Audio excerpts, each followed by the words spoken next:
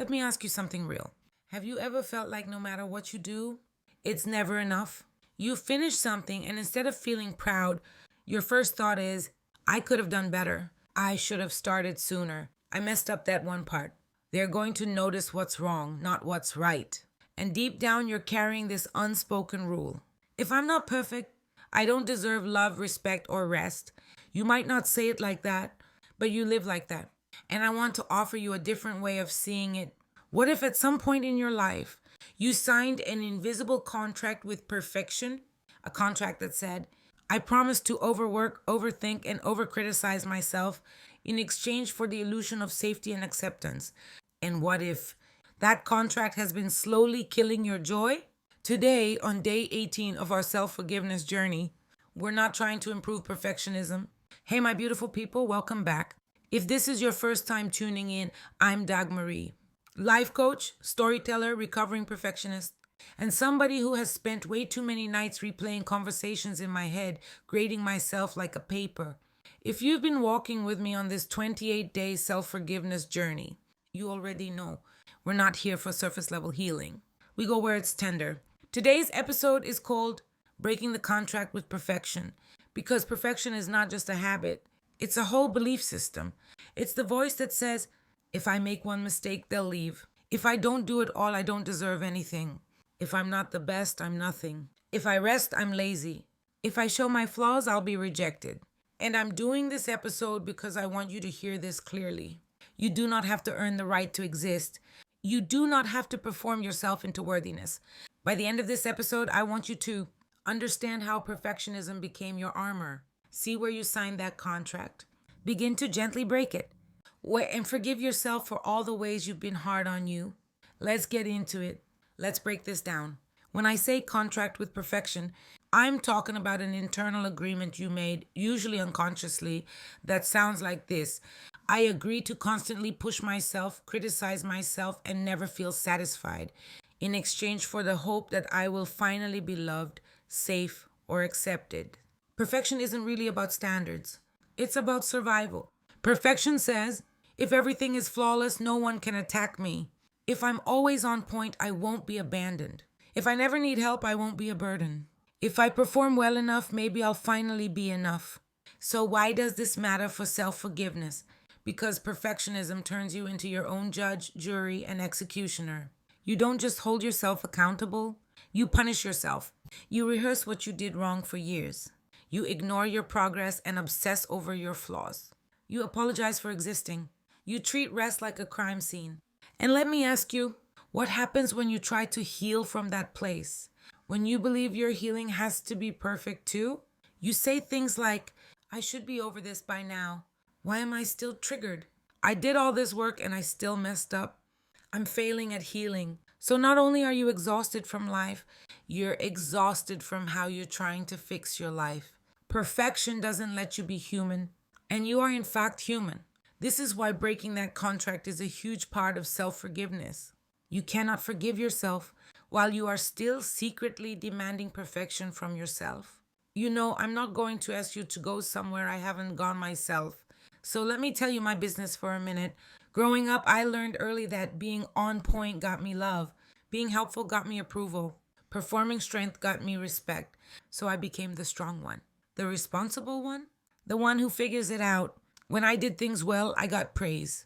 When I dropped the ball, whew. If I made a mistake, it felt like the whole world saw it.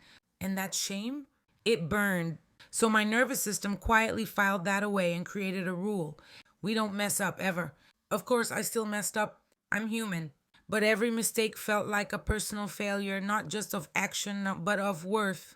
Later in life, it showed up as overthinking every decision, rewriting texts 5 times before sending, replaying conversations from days ago, criticizing myself after any small misstep, feeling guilty for resting, avoiding trying new things because I was scared to be bad at them. One day, I remember snapping at someone I loved, not because of them, but because I was overwhelmed and tired of being on all the time. Right after that, the self-hate kicked in.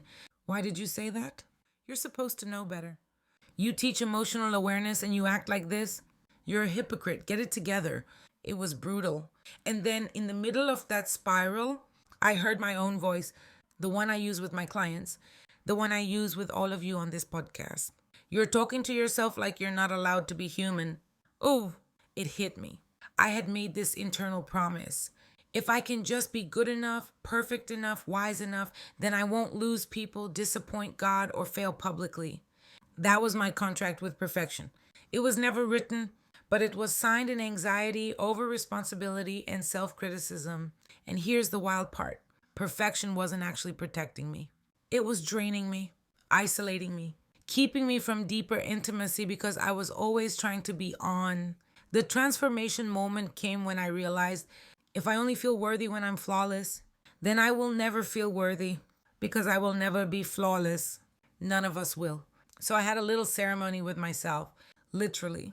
I wrote down, I, Dagmari, release the contract that says I have to be perfect, to be loved, safe, or worthy. I cried over it. I sat with it. And I decided I would rather be fully human and deeply loved than perfectly empty. That didn't fix it overnight. I still catch myself in perfection cycles, but it changed the direction of my healing. Now, when I catch myself spiraling, I remind myself I broke that contract. I don't owe perfection anything. Let's walk through how you can start breaking your contract with perfection. Step 1, name your contract. Grab your journal when you can and complete this sentence. My contract with perfection says, if I saw, then I will finally feel ye. Maybe it's, if I never mess up, then I'll finally feel safe. If I do everything for everyone, I'll finally feel needed. If I look a certain way, I'll finally feel lovable. If I never show weakness, I'll finally feel respected. Write it out. Don't judge it. Just name it. Step 2, ask where you learned it. Perfection is rarely born out of nowhere. Ask yourself, when did I first feel like I had to be perfect to be okay? Was it a parent who only praised you when you performed? A teacher who made you feel stupid for mistakes? A partner who punished you for being human? A church that shamed you instead of guiding you? Your own self-comparison to siblings, friends, or social media? This isn't about blaming. It's about understanding. Step 3, write a release statement. Now we get practical and symbolic. Write this down. I release the belief that I have to be perfect to be worthy of love, safety, or acceptance. I am allowed to be human and still be enough. If it feels right, say it out loud. You can even add, perfection, thank you for trying to protect me, but I don't need you to run my life anymore. We honor the role it played, but we also let it go. Step 4, practice good enough in one area. Perfection breaks when you start tolerating good enough. Choose one area today, just one, where you usually overdo it. Maybe it's cleaning. Maybe it's editing a post. Maybe it's replying to messages. Maybe it's your appearance. And try this. Stop when it's good enough, not perfect. Don't over-explain, don't over-fix, don't over-give. You will feel uncomfortable. That's okay. Discomfort is not danger. Say to yourself, this is enough, I am enough, even if this isn't perfect. Step 5, make room for mistakes. This one is big. I want you to actually plan for being imperfect. Say to yourself in the morning, at some point today, I will mess up. When I do, I will respond with curiosity, not cruelty. When it happens, and it will, instead of, what's wrong with you? Try, what can I learn without attacking myself? That's how you break the contract one moment at a time. So what happens when you slowly, intentionally break this contract with perfection? You stop living in constant anxiety. The pressure to always get it right is like having a critic living inside your skin. When you release that, you breathe deeper. You feel lighter. You move differently. You become more present. Perfection keeps you in the past, what you did wrong, or the future, what might go wrong. Breaking the contract pulls you back into now. You can actually enjoy what you're doing. Instead of grading yourself while you're doing it, you deepen your relationships. When you stop performing and allow yourself to be human, you give other people permission to do the same. Real intimacy can't grow in perfection. It grows in honesty, vulnerability, and grace. You build true self-respect. Not the kind of respect that comes from never messing up, but the kind that comes from staying with yourself when you do. You start to trust, I don't abandon me anymore even when I'm imperfect. Now let's be real about a pitfall. Pitfall, thinking that breaking the contract means being careless.